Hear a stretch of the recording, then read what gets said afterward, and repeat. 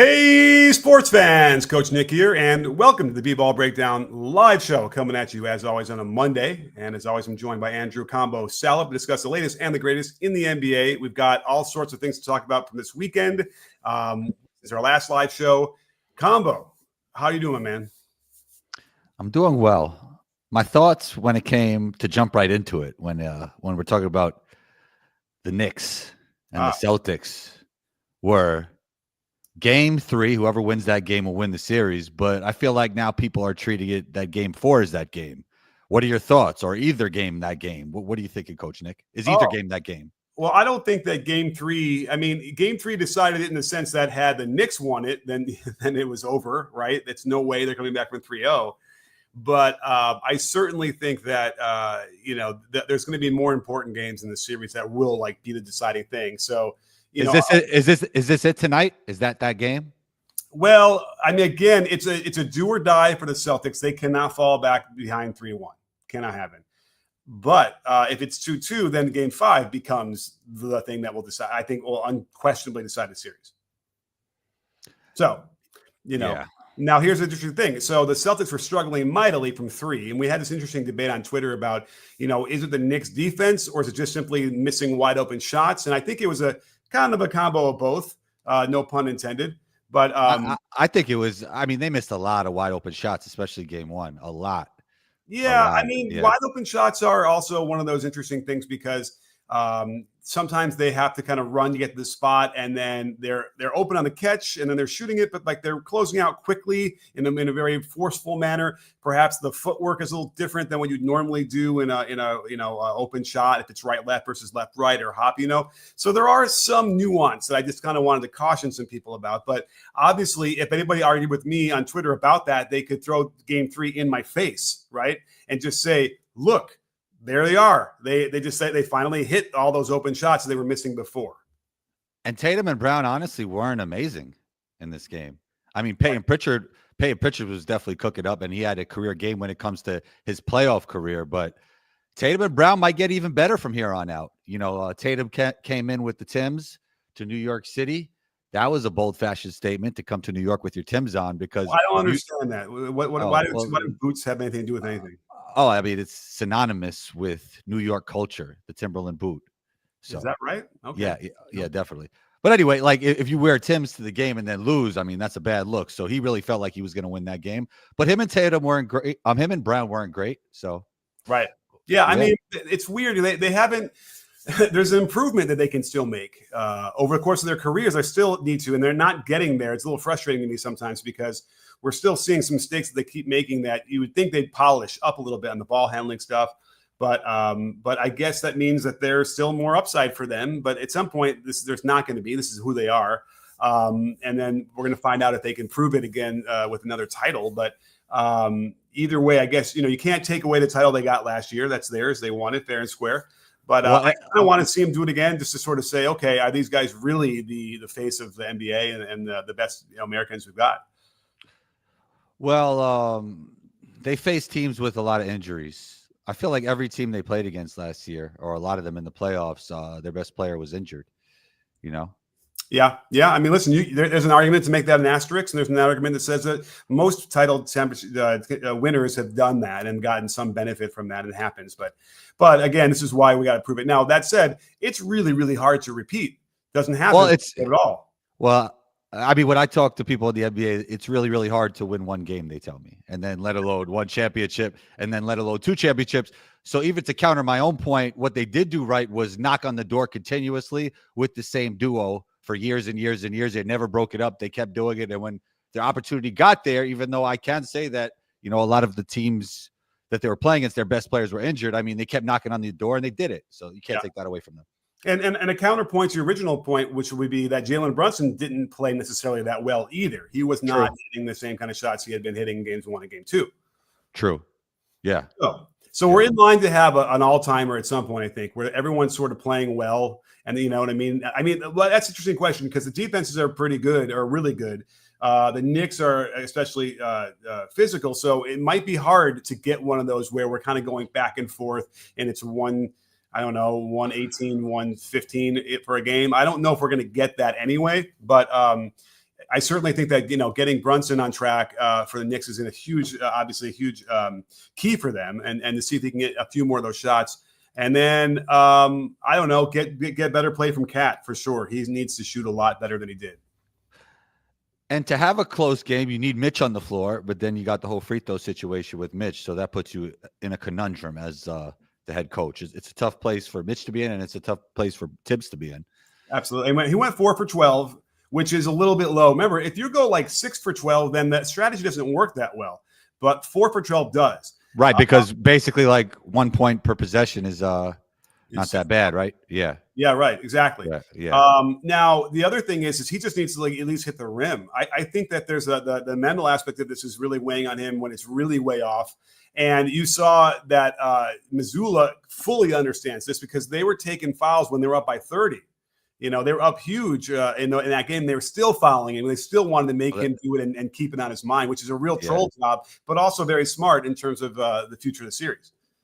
Yeah, that's interesting. I don't know if a lot of other coaches would have done that.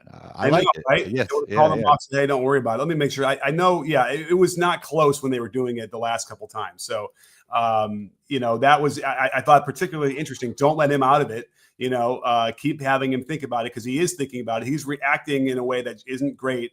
I would tell him, stop holding your hands and doubling over and making all these histrionics. Just go about your business. And at least, internalize that maybe a little bit more because I think it's going to increase the anxiety level. Yeah, maybe if he didn't have those reactions, Missoula wouldn't have thought of that. Actually, that's interesting. Maybe. I mean, we know that Missoula is keeping a close eye on all those kind of things. He likes the whole the mental aspect of the game, psychological warfare and philosophy. He's analytical and philosophical.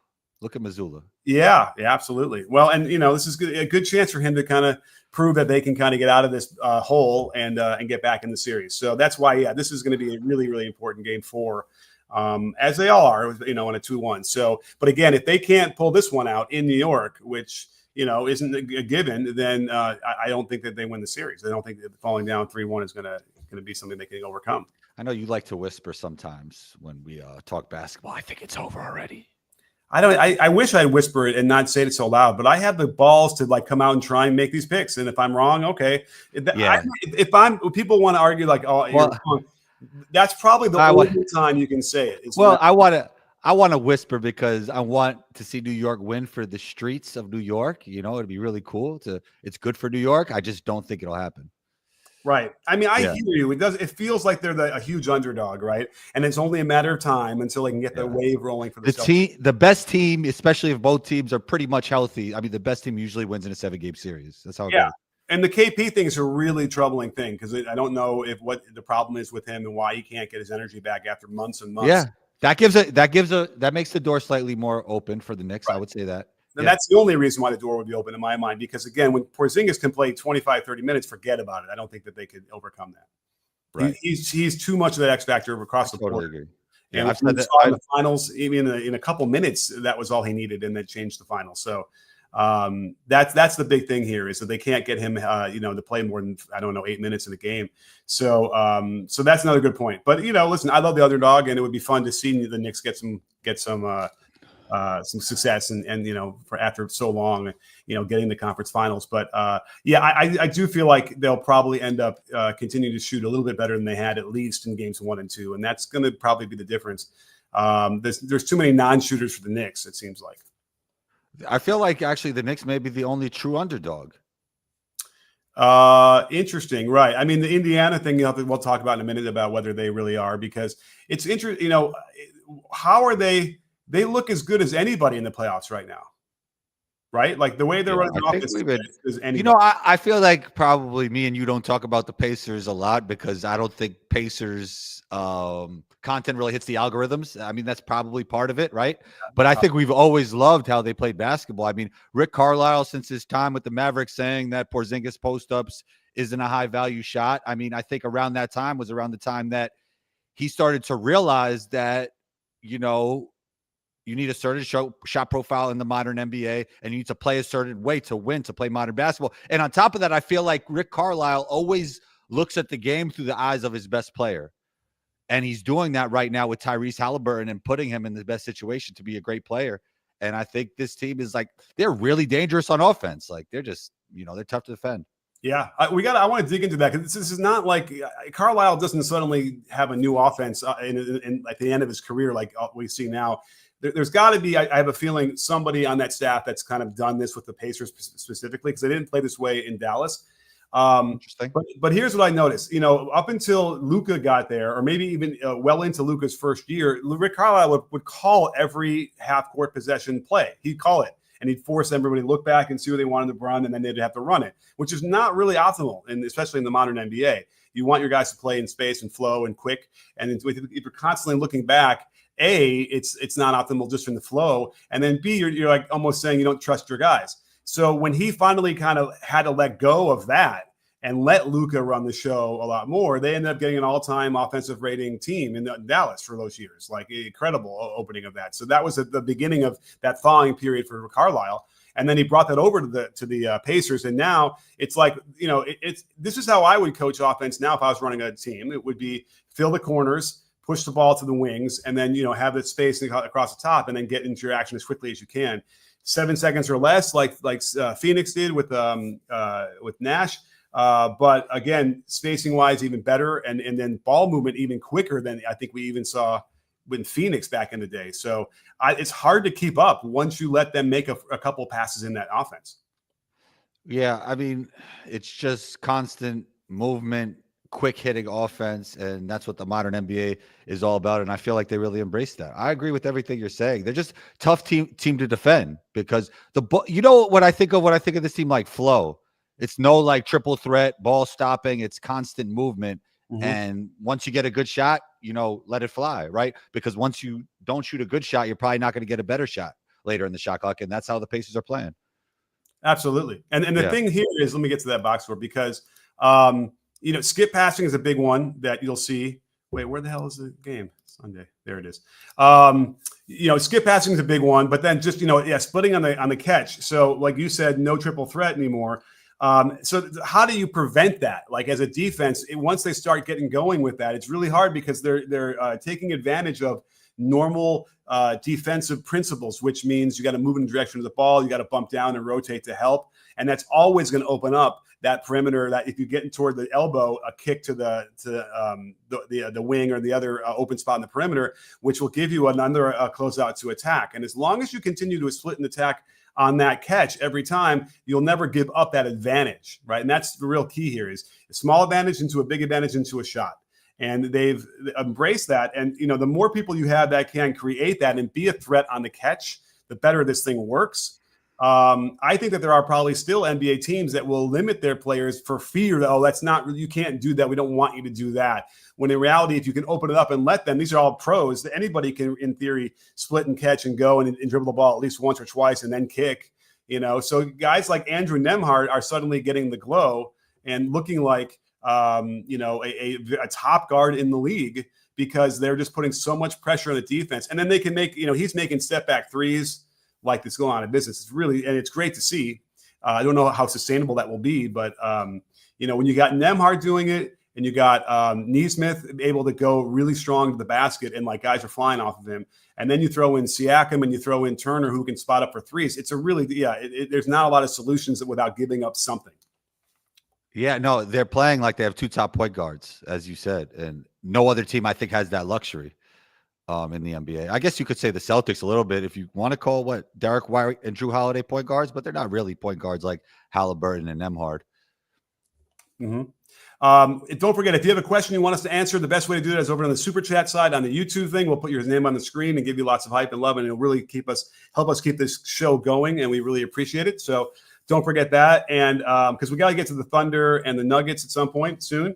But let's just put a bow on. I think. Well, we kind of covered, I guess, enough of the Celtics and the Knicks. Is there anything else we want to touch upon? It's going to be a fun game. It's fun to see what happens tonight. Game in New York. Who do I think wins? Yeah. I want to say the Knicks, but I think the Celtics. Yeah. That's what I would have thought you would have said based on what we were saying. Yeah. We're kind of resigned. Like they're going to hit a bunch of threes and then, I mean, you might get you're right. You said it. They might get a big Brunson game, but you might get a big Tatum game too. You never know, I mean, listen, if it goes down to the wire, I think that's the key for the Knicks. They got to keep it close. And if it's close, kind of like what we saw with OKC, it was good to see them actually execute down the stretch and take that game down the stretch. That said, there could be an asterisk to that game yesterday because, Gordon and then Jokic missed 3 out of 4 free throws that really would have put the screws into the OKC and forced them to have to deal with that kind of pressure, which they didn't do well the game before. So they kind of skirted that a little bit here. And I think that obviously the Nuggets are kicking themselves because they must feel like they really had a legit shot at stealing that game, taking that game at the end. And they couldn't knock down some free throws, which is interesting. But same with the Knicks. I think the Knicks, if they can keep it close, I have every amount of faith that Brunson can pull that out in a back and forth stretch. Does it concern you that almost every game, including the regular season, the Celtics have been up by 20 or more, at least at some point in the game? I think maybe there was one game where that didn't happen. Yeah. Listen, you're right. It speaks loudly, right? That clearly they have control over most of the series and most of the minutes. But again, this is a 4 out of 7. And, if you can do what the Knicks were doing and get in their head a little bit. I also think Tibbs could get more out of Cat. I don't think they run enough offense for Cat. Yeah. Well, I think that they're not really running. They're just running pick and roll for Brunson, most of the time, right? Maybe a little handoff into some zoom. Yeah, I wonder how Cat really feels. The vibes seem to be good, but I wonder how Cat really feels about that. Right. Yeah. He got 18 shots or something like that in the last game. So it's not like he's not getting the shots, but what are you gonna call it? I guess more post-ups for him? Once in a while that wouldn't be bad. You might want to punish you might want to vary your shot profile against the Celtics, right? Because I think they're so used to playing against 5-out offense at this point. They have such switchable defenders, Yeah. You need some rim pressure. Cat doesn't want to roll, I think, right? That would probably help too. Yeah, no, he can roll into the post and probably have a mismatch down there. So he should do that, and that could be part of the thing that Tibbs can tell him to do. Now, it also requires a guard to feed him, right? That's the problem when you want to post up. You don't get it unless someone gives it to you. And that's the other problem that they were having because I think that a lot of times Brunson wants to dominate that ball, which, is not a bad either. Cade would find them every time on that roll. Oh, yeah. Now, the other thing about the Celtics is they should the Knicks simply just back off Brown and just let him get in his head that way and let him shoot every 3 he wants. If they can get him to shoot 12 threes, I think that would be a win for the Knicks. He's shooting really poorly. Well, I remember about him. It was game 2 or game 3. He was attacking the basket really hard. I think it was game 2 actually, or was it 3? It was one of them. Where the whole first half, he was just going at the basket. You could tell that he. I think it was 3. Yeah, he wanted, but then he started shooting some threes second half. Right. So, and he was 2 for 6. It wasn't like he was terrible, but he's been bad. From there, I would just dare him to keep shooting. And only after he really proved it after several of those threes would I adjust. You know what Jason Tatum and Jaylen Brown remind me of? Like when I was a kid when you used to play with a big man and they wanted to prove they were a guard so bad. Not saying they're not guards, but they kind of have a little bit of that to their game. Okay. All right. Interesting. Well, let's get to our first super chat from Cliffside. Hey, Cliff, thanks so much for being part of the show. Really appreciate it. They say, what did OKC do in the fourth to unlock their offense? Also, thoughts on Michael Jordan coming to NBC and the best team for Giannis? Yeah. Well, the Michael Jordan thing is interesting. I don't think that they've elucidated at all what that means in terms of a special contributor. What do you think that's going to mean for him? I don't think he's going to be there on the daily broadcast, right? Like doing play-by-play. That'd be crazy. I mean, what other options are there really? There's not like a lot. Like he could do is he going to do sit down interviews with people? Because I don't know if that's his best thing, Yeah, I don't know if he's as good as that as like a combo or somebody. But yeah, I mean, I'm sure he can figure it out. He's a smart guy. No one is as good as combo, but maybe it's the notion of what am I trying to say? Maybe he'll appear for a little bit during the games. Yeah, that sounds realistic. That sounds about right. For a few minutes, and he'll do a little observation. They should just have him like with smoke on a throne, and just have a few words of wisdom from Michael Jordan, something like that. Or why don't you put him in half court like that, and then he'll just call the game as as the only referee for that stretch. Oh, how about that? It's going to be interesting. I think you're right, though. I don't think he's going to commentate the whole game, but that would be interesting. Right. Oh, and then I forgot. You want us to go like this, don't you? Yeah, it's better for short form. All right. So I'll go back. We'll go this way. I got to move my chair. Okay, so now the thoughts about OKC unlocking their offense. I'm trying to kind of rack my hard drive here about what happened because they didn't. If you look at the fourth quarter itself, it wasn't like they were on fire and unlocked much. They shot 42% from the field.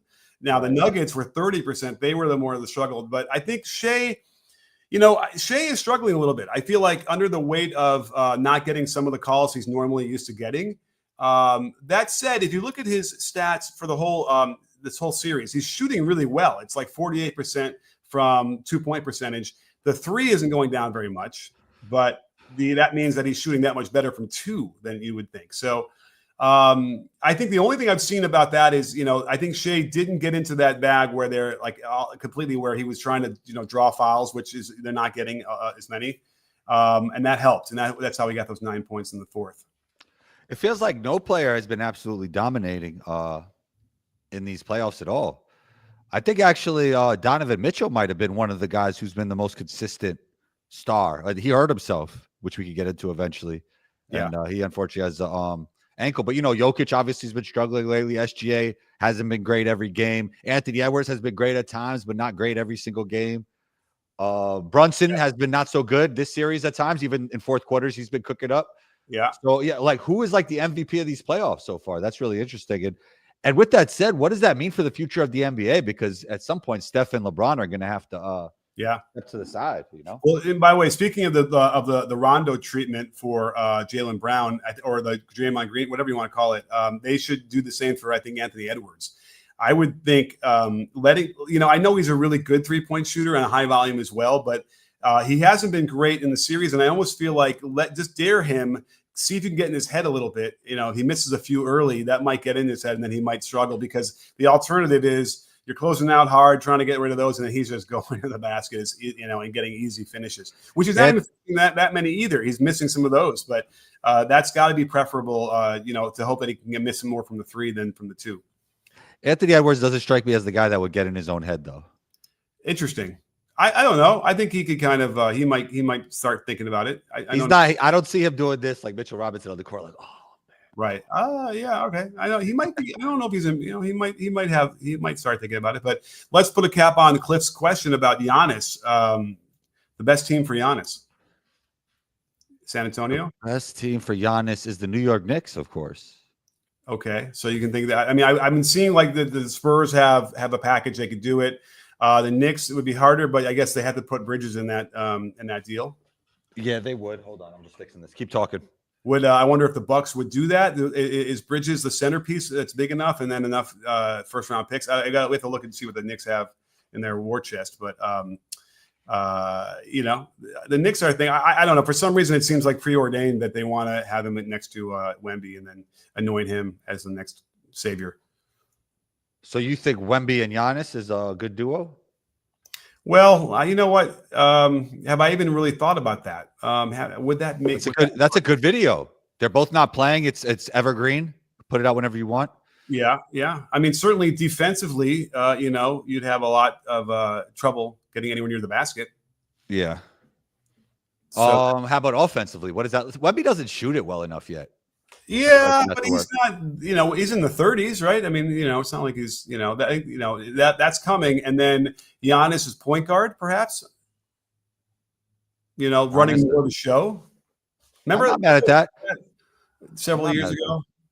Yeah, I always thought you should put 4 shooters around Giannis and go with it, Yeah, I like Giannis at point. I'm not mad at that.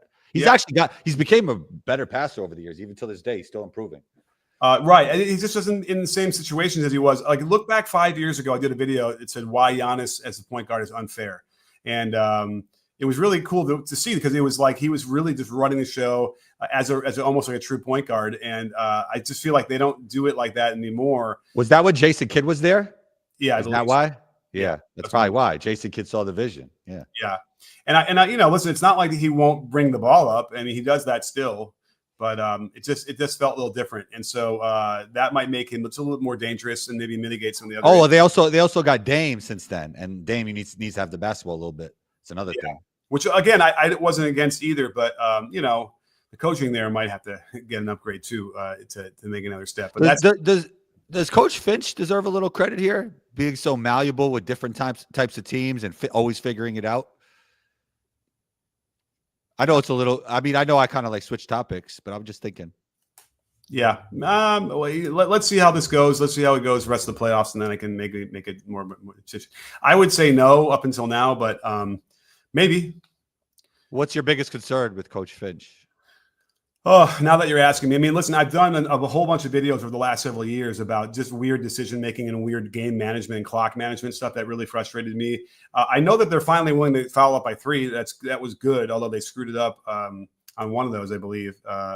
They let the Lakers get a wide open 3 in the corner. That, by the way, the Lakers had won that game.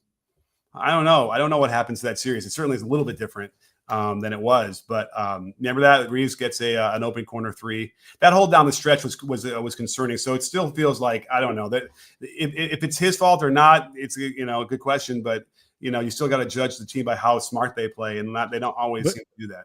Yeah, I was thinking about it in the sense that, it didn't work with the first year with Rudy, kind of figured it out. They had a whole other team. They played a lot better. They made a deep run in the playoffs. And then this year, Randall wasn't really working at the beginning, but then now everybody's figured it out. Julius Randle looks better, and it's almost a completely different team. And he seemed to figure out, and it seems like they're going to get past the Warriors here. Yeah, I mean, listen, it's really too bad that the Warriors that Steph went down. I mean, I think that the Wolves would have lost in 5 or 6 if Steph was healthy. Wow. Yeah. Okay.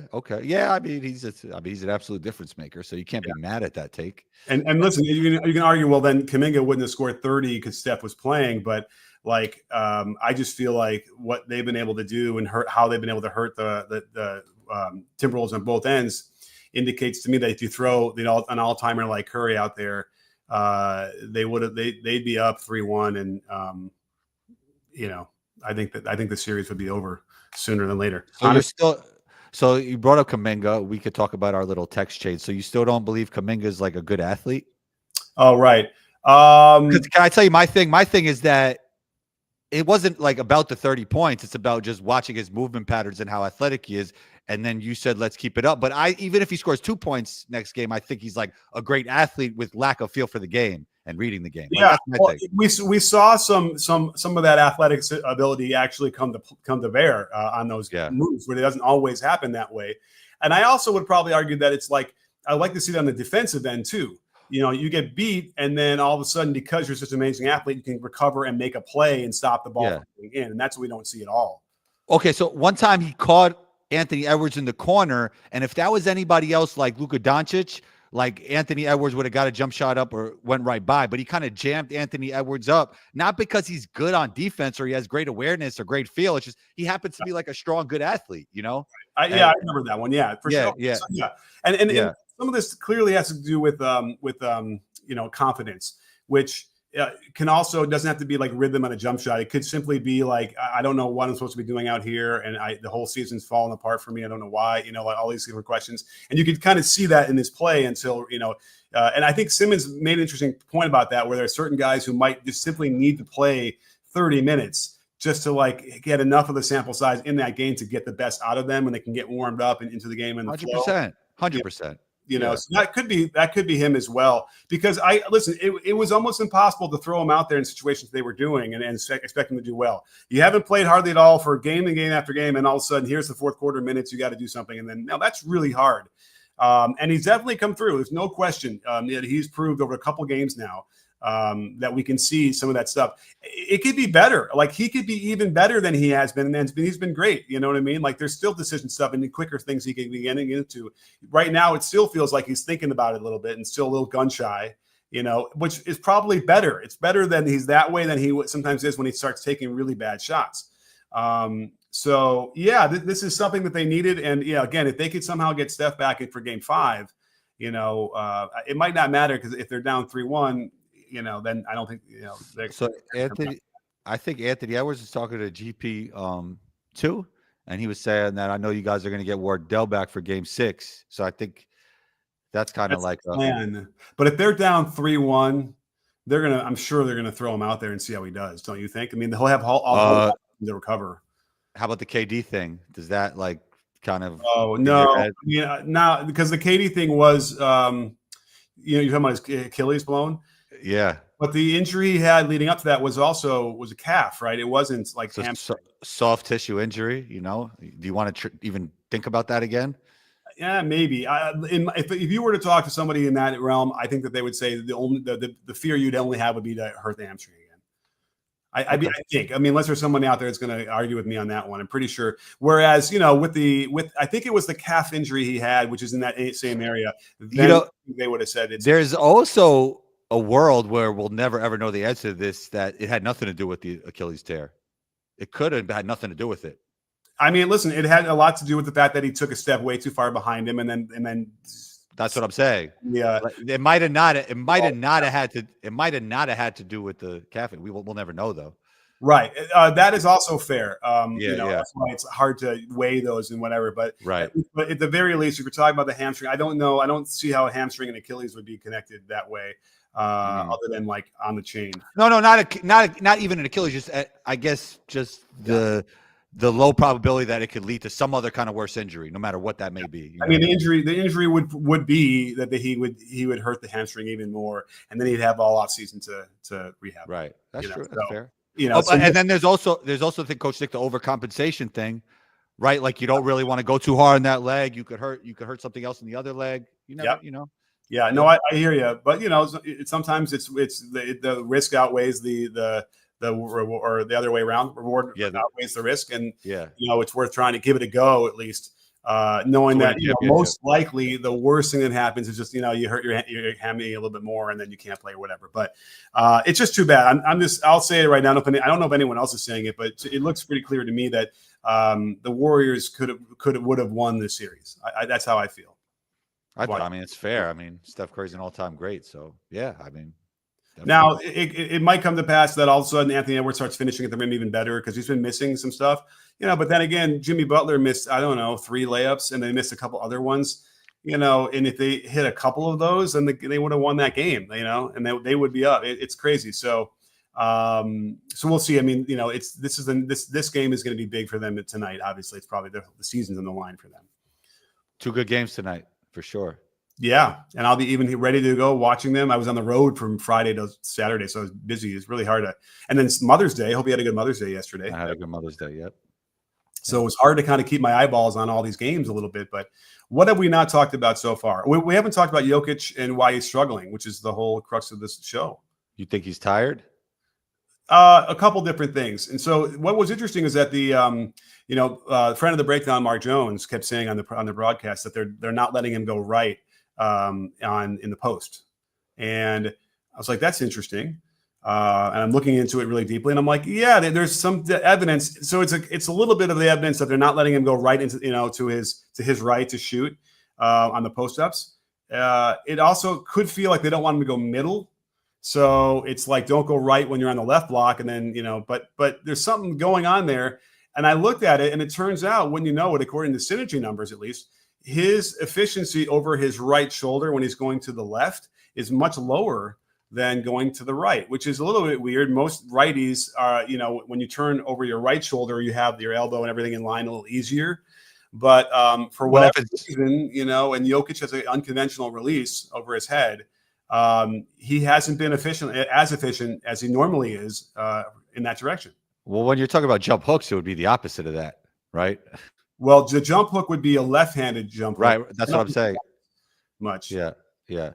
So no, you're right. If you're talking about into a jump shot, right? But into a jump hook or a post type shot or a floater, it might be the other way. It's stronger, Right. Well, for him, he likes to go over the left shoulder and they'll jump off the right foot and shoot with the right hand. Those couple things. So that's where they don't want him to do, and that makes sense. And maybe they're just kind of lucky that going the other way is not working as well as it normally would.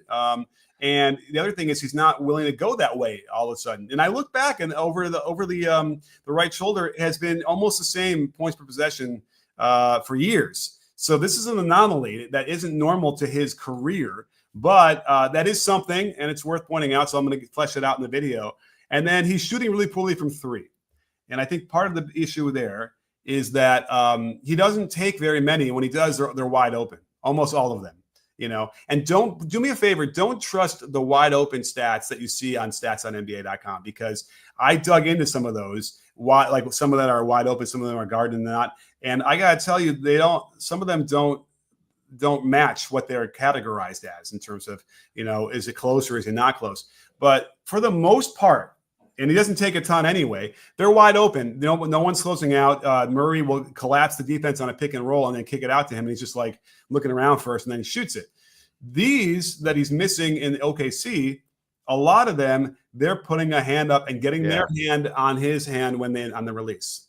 Not like in their face, totally guarded, but enough that they can disrupt someone that shoots a 2-motion over the head shot. And that doesn't change overnight. Like, I don't know how well Jokic is going to adjust to that in a game or in an off day. I would suspect that maybe what he's not doing enough of is practice shooting with people defending him like that. Because, you see all those clips, right, Combo, where they're just standing and shooting so much. And it really doesn't make any sense to me at all when an NBA team would waste any time with just standstill wide open jumpers over and over and over again. But he's got to figure out how to handle that a little bit better. It's not like they're in his face, but again, they're getting there just enough time to disrupt a little bit of that release. And he's missing a lot of these threes. That's the difference. Yeah, he wasn't great last regular season, but he was great this regular season. I think he had the highest 3-point percentage in the league, or one of them at least. Yeah. And then now it's back down. But I did see him knock down a few yesterday, or was it the day before? But Jay Billis was saying how it's so tough to guard his 3-point shot or something because of it's over the head. That's like the old school theory of things. Yeah, right. Well, because he's like, you can't block it, and I'm like, okay, but that's only a quarter of the battle. And then he was saying he keeps you at bay because it could be a shot fake. It kind of looks just like a shot fake. Yeah, right. By the way, he can do that where he'll kind of bring it and then he quickly goes, but that takes a little while to go from up here where the shot fake is all the way down, and he's big. But he actually, I've seen a couple of those where he can spot up and then drive off of those. Yeah. Also, he doesn't have to get all the way by you because he's so strong and big, right? If he just gets a little bit of that shoulder on your hip, it's over. Yeah. Oh, yeah. By the way, the other thing I noticed was that so the first game he had a really good game, right? Yeah. He shot really well. He scored all his points and they won. But if you look at the actual scores, a lot of them are just putbacks, a couple in transition, and then a couple that were you got severe mismatches against Caruso or whatever. So it wasn't like he was even, eating his lunch over, Chet was the one culprit. But you put Jaylen Williams, the big Jaylen Williams in, and he is physical with him. He's not backing down. And by the way, there's I tweeted this out earlier, was the notion that, Jokic is not getting a fair whistle, as a lot of Nuggets fans seem to be up in arms over that. But I got to tell you, when you're watching a lot of these games or any of these games, Jokic initiates as much contact as he receives easily. So it's not easy. The referees have their hands full trying to figure out what the advantages, disadvantages with this whole thing is. So he's not an angel. He is dishing it out. And the one guy that can stand him up and hold his position is the big Jaylen Williams. And it's making it hard on them by a big factor. Yeah. I still think Denver wins the series. What do you think? Gosh. You're right. It felt like Denver really had it yesterday, that they just had made those free throws and whatever, So, yeah, I probably leaned to Denver, although Game 5 is in OKC, and if OKC wins, if OKC wins Game 5, then you got to imagine they're going to win the series, right? That is the decider. But I think I've liked more what I've seen, I think, from Denver. And by the way, the other thing is that Jokic is going to end up shooting better at some point, right? 100%. Yeah, I agree. He's shooting, he's shooting really poorly right now. And it's just, that would be, he's going to come out. He's going to come out angry one game and just start bullying people and scoring too, I think. Well, but by the way, the OKC can easily win that if they let him score 40 or 50 and then shut everybody else down. Not the way that Aaron Gordon's been shooting the basketball this offseason. Yeah. And by the way, there's some times when we're seeing, you can picture the Murray coming off of Jokic ball screen and then kicking it out to Jokic or scoring. What they're doing is, I'll show you, is they're not leaving Jokic. They're letting the weak side low guys come over to stop the ball. Okay. And that way they can stay closer to Jokic. There's no pops. So in retaliation to that, Jokic is rolling more than normal. So there's no threes anymore on that one, even though he's taking a bunch of threes. But then but Murray is missing some of those threes he can kick open to like Gordon. That's happened a few times, and they need to clean that up too. But Murray's looking pretty good. I mean, the way he's moving, his aggressiveness, his energy, up and down. I think, right? Yeah, really good game 2 or 3. Whatever. I'm talking more about like energy. Like sometimes he looks like he's going through the motions in the regular season. You know? Yeah, and he seems a little bit more. Although I was surprised that the field goal attempts were not as high as I thought they would be going through some of the footage. But he's definitely being really aggressive coming off of that action. And that's another reason why we're not seeing, there are times when they could hit Jokic. Like, for instance, down the stretch at the very end of the game, they forced a switch, and they had, I think, Caruso on Jokic, which is a mismatch. I know how good Caruso can be and how physical he can be, but you still, if you got Jokic on the high post with Caruso guarding him, you got to give it to him. Instead, Murray throws it to MPJ. The last minute. MPJ is hurt, by the way, too. He's really hurt. Yeah. Awkward twisting. He couldn't get the alignment, and he missed that shot. It was one of the last shots they took. So that's just a bad mistake that normally you wouldn't see Murray make, and they got to clean that. All those little things up. Once they do that, OKC will have their hands full. Let's get to our next super chat from Braun. Thank you so much, Braun. Always great to see the best friend of the breakdown, Braun. So who gets Cooper Flag today? Oh yes, the draft is happening. So would you be able to pull up the probabilities, Coach Nick? I guess I could. NBA. I forgot to look at that because I know I saw it earlier today. NBA draft probability. Let's see if I type in that here. This is riveting. But okay. Thanks for the super chat, Ron. Here it is. Utah. So right now, Utah has, I think, the highest lottery odds. Well, actually, according to this, Utah, Washington, and Charlotte are all tied for 14% on the odds of winning number 1. Yeah, they flattened it out recently. I think that's like been a new thing, right? Right. So to prevent tanking, which it hasn't at all. Oh, they flattened that out? Is that how the top 3 get the same? Okay. Yeah, I think that's for the tanking reasons, I guess. I feel dumb. You know what? If that's the case, good. I guess good for them. And then New Orleans is 12.5 and Philadelphia is 7.5. So, I mean, obviously you have to imagine it's going to be either Utah, Washington, or Charlotte. And then, doesn't it just seem like he's going to go to Utah? Yeah, that's what it seems like. You know what I mean? Like, I don't know what that means or what that says about anything, but like, it just seems like, he'll go. I don't know. Yeah, like LeBron to Cleveland, Wemby to the Spurs, Cooper to Utah. Yeah, I think sounds right. Yeah. So we'll see where that goes. So I'm going with Utah, I guess, if I had to pick either team. And then, they have a nice kind of, some pieces there that they're building, and Cooper Flag should be, a generational talent who will transform that team. But he still needs, some guys running alongside him. Yeah, it'll be interesting. Markkanen's pretty good, actually. Yeah, Markkanen's great. Walker Kessler was really good. Yeah. Oh my goodness, I'm forgetting the guard. Jordan Clarkson's a good 6th man. Yeah, I don't think he's the guy that's gonna. Okay. Honestly. Oh, Colin Sexton's a good player. Yeah, that's what I'm saying. Colin Sexton is good. I don't know if they're the guys who get you to the next level, but somewhere in that realm. But anyway, I think it's time that I got to wrap up. I got to get my other video done and my next pod done going on. So, anything else which we touched upon? We talked about everybody, right? Yeah. I think it's a good show. Good show. Cover everybody. Wait, we have another super chat really quickly from Cliffside. Cliffside's back. Thanks so much, Cliff.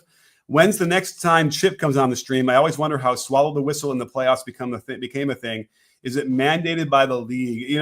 We'll talk about that. Chip is probably likes to be. He might be listening right now, but he might end up trying to. He's not going to be able to deny that there's a different whistle in the playoffs. So we can get into it.